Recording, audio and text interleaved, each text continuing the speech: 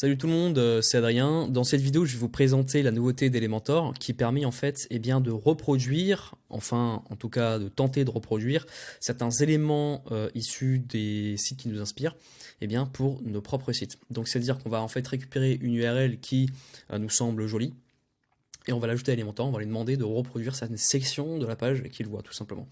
Et donc dans cette vidéo, on va voir si ça marche bien ou pas. Moi j'ai déjà la réponse, j'ai déjà testé pas mal d'outils. Mais voilà, je vais vous faire une petite démo pour que vous puissiez vous faire vous-même votre avis. Donc là en fait, voilà, je suis sur une page vierge.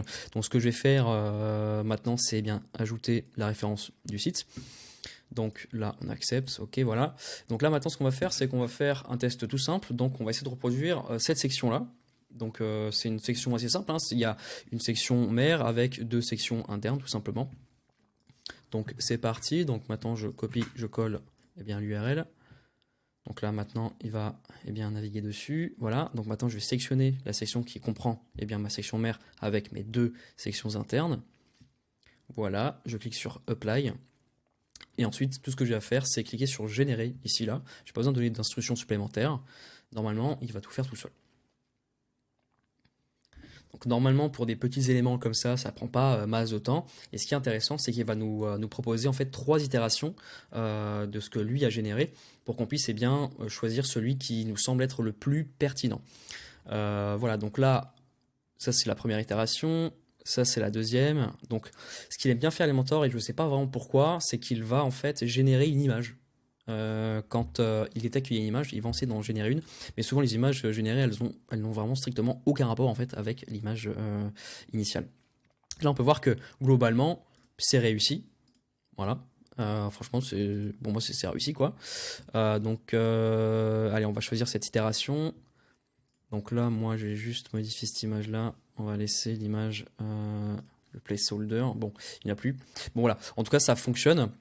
Et ce qui est intéressant, c'est que mon conteneur principal a l'air d'être configuré de la même manière que ce conteneur ici présent. Donc on peut voir qu'il y a une hauteur minimale qui a été paramétrée, ce qui est intéressant. Voilà. J'ai l'impression que la taille des textes est à peu près similaire.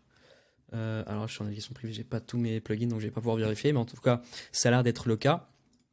Voilà, donc maintenant on va faire un deuxième essai.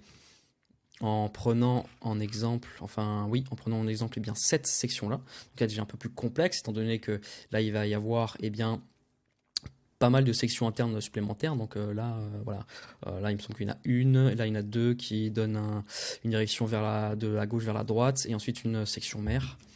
Donc on va redonner la même URL, et on va sélectionner cette section. Tac. Là,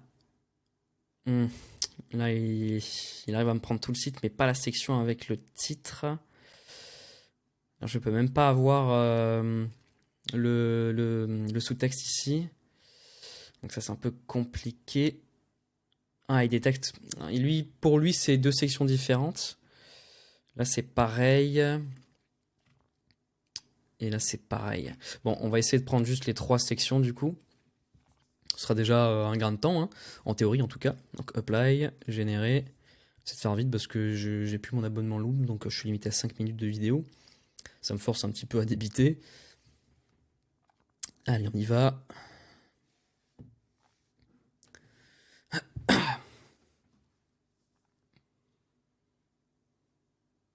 Donc des fois, ça peut prendre un peu de temps en fonction de la complexité que lui, il essaie de reproduire.